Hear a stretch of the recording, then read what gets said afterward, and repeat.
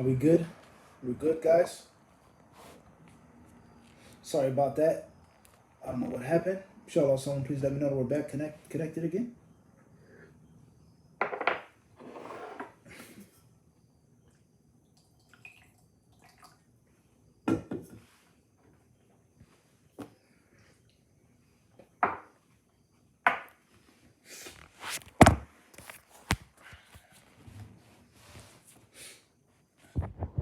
Inshallah, we're back.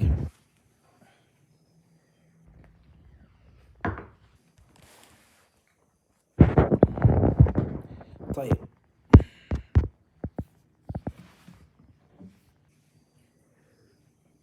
Sorry about that, guys.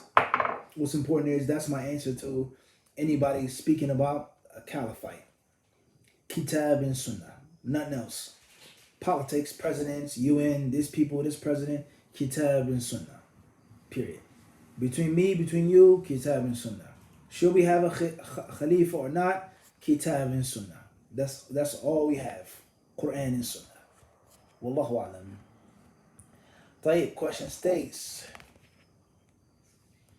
And this was SM from Brooklyn, New York City. What is the rule on drinking non-alcoholic beverages such as Heineken 0.0? It contains less than 0/0.03 alcohol.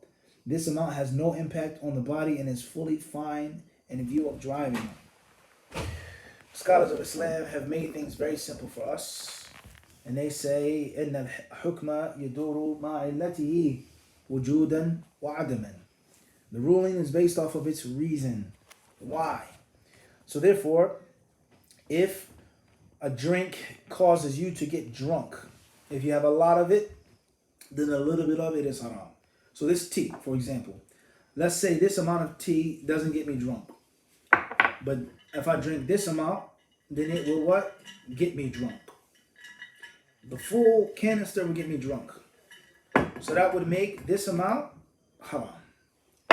If the non-alcoholic beer, if you drink 3 of them or 4 of them, it has no effect upon you whatsoever, then it's permissible to drink.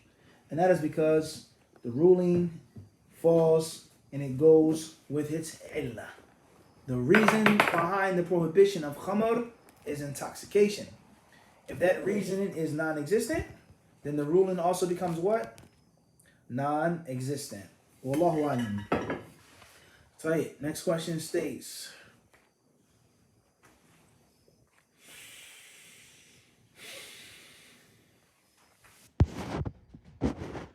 Auto Canada. Assalamu alaikum. When making dua alone, is it permissible to use plural pronouns in the dua, intending to also include family members in the dua? Example, Allahumma inna nas'aluka.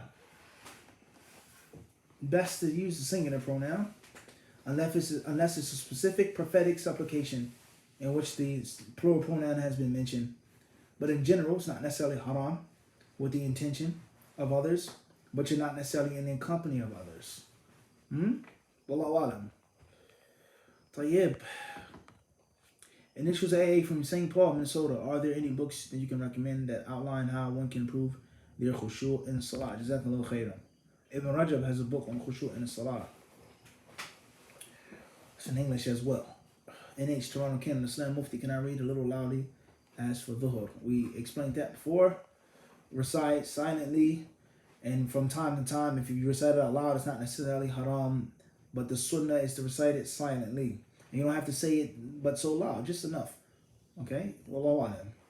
NY, Sydney, Australia. What is the status of Silsilat al-Ahadith al-Da'ifa, and how can a student of hadith benefit from it? Silsilat al-Ahadith al-Da'ifa of Shaykh Al-Albani rahimahullah is no different than any other book of Shaykh Al-Albani. Full of benefits, full of khair. It's going to help you bi'idhnillahi ta'ala. Full of benefits from cover to cover. Me and myself, alhamdulillah, I've benefited tremendously when I was reading and studying the book years ago. And obviously the book is a main source of reference and takhrij for me to this day. Okay, I remember first time I bought the book, it was I think it was when I bought it in Yemen. And when I came back from Yemen and I was going to Medina for my first year, brother said to me, he said, why are you carrying around that book? And his brother, alhamdulillah, he was a graduate. He's a graduate from College of Hadith years ago. He said, why do you have that book in your hand? He said, you should be reading the other one, the blue one. Silsilat Hadith Sahihah. And I kindly, Jazakallah khairan, thank you, but shukran. I have the reasons why I'm reading this one. And different brothers in Medina ask me, why are you always carrying those books around, Mufti? This volume, da'ifa. Like, what's the problem? Okay, what's important is that I've benefited tremendously from that book. And to be quite honest with you, to be 100% transparent, I would say, and I'll say it openly, publicly, without no shyness, I have benefited more from a da'ifa than a sahiha. Me personally. Does that mean it's the better? Then say that. But me, my own journey, that all I can talk about is my own personal experiences. I've benefited more from da'ifa than a sahiha. That's first and foremost. All right. What's important is how to utilize it as a talib al-ilm. If you're a student of hadith, then inshallah ta'ala, you're going to use it for takhrij. You're going to use it as an example for a hadith da'ifa, a hadith mawdu'ah, a hadith munkara, why they're weak, why they're fabricated, why they're considered to be munkar, according to Shaykh al-Albani, rahimahullah ta'ala. And of course, like other books of Shaykh al-Albani, from cover to cover, he's going to be quoting from the scholars who came before him. And whether you agree with him or not, whether the other scholars agree with him or not, Shaykh al-Albani is always going to prove his point. He's going to establish why he's reached this conclusion. He's going to give you his dalil and his rationale and his reasoning. All right? So you're going to learn how to put together your argument. It gives you strength and conviction in argument. Okay? Let alone just knowing the ahadith that are weak, that are fabricated. The ahadith which the scholars differ over weak or fabricated. So it's a tremendous weapon for any student of knowledge, let alone for a student of hadith. It's a tremendous weapon. Wallahu alam. Tayyib. Habib Hassan from Canada. Tayyib. Moving forward. Munir Nagash from Alexandria, Virginia. Assalamu alaikum, Mufti. A Salafi brother said it is wajib to say I'm Salafi. How do I respond? Alaikum salam wa rahmatullah. Tell him Jazakallahu khairan. Thank you very much for passing on that piece of advice, and that's it. Khalas, there's no response needed. Say Jazakallahu khairan. Thank you. Keep it moving. Assalamu alaikum, Mufti. I love you, bro. May Allah reward you and yours endlessly here in the next life. I mean, alaikum salam wa rahmatullah. Barakallahu fikum. Jazakallahu khairan. Thank you very much. All right. Tayyib, MN. Why? Tayyib, where are you coming from, MN? Jazakallahu khairan. Why did you say the Sahaba and the Salaf were nobodies except people who follow Quran and Sunnah? Next question. Where you coming from? Fantasako.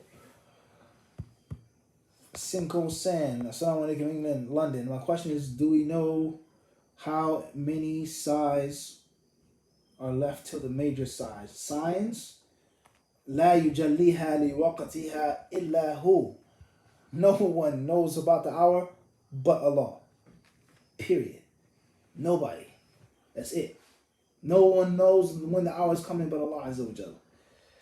Tayyib, N.A. from Detroit, Michigan. Assalamu alaikum wa rahmatullahi wa barakatuh. What is the ruling on investing in stocks? Barakallahu fikum. We've answered that many times before with regards to any investment that you know is halal, you don't know is halal, you're unsure. Alright? If it's clearly halal, nothing haram involved, no major risk involved, transparency involved, you invest. It's clearly invested in haram things, stay away from. Investing in things that you aren't sure of, stay away from.